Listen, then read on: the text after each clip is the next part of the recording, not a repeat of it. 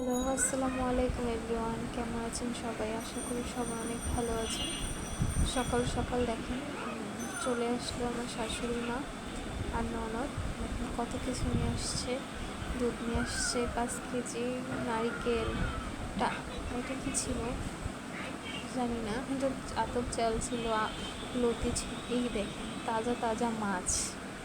দেখেই আমি খাই না, খাই না বলতে টুকটাক খাই, মানে এতটা একটা পছন্দ করে এটা আমার শাশুড়ি আমার জন্য।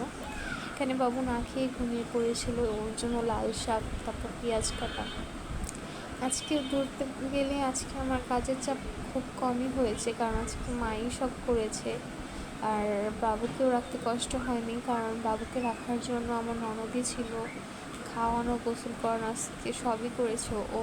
এটা আমি বাবুর জন্য শাক রান্না করছিলাম।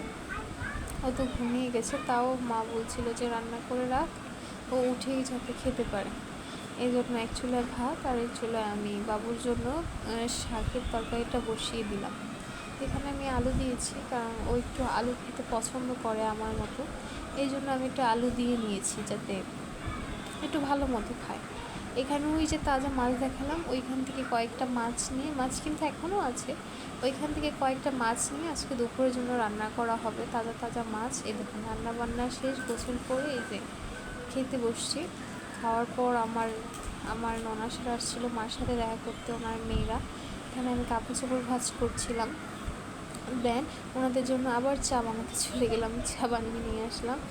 আর বাকিরা কেউ খাবে না, চা তো লাগবেই। গল্প করতে করতে আর চা খেতে ভীষণ মজা। ওনারা চলে যাচ্ছিলো, টাটা দিচ্ছিলাম, বিদায় দিয়ে দিচ্ছিলাম। ওই যে দেখেন আমার বাচ্চা ওনাদের সাথে চলে যাবে। ওনাদের কাছ থেকে বিদায় নিতে নিতে নিতে আপনাদের কাছ থেকেও বিদায় নিয়ে ফেলি। আল্লাহ হাফিজ।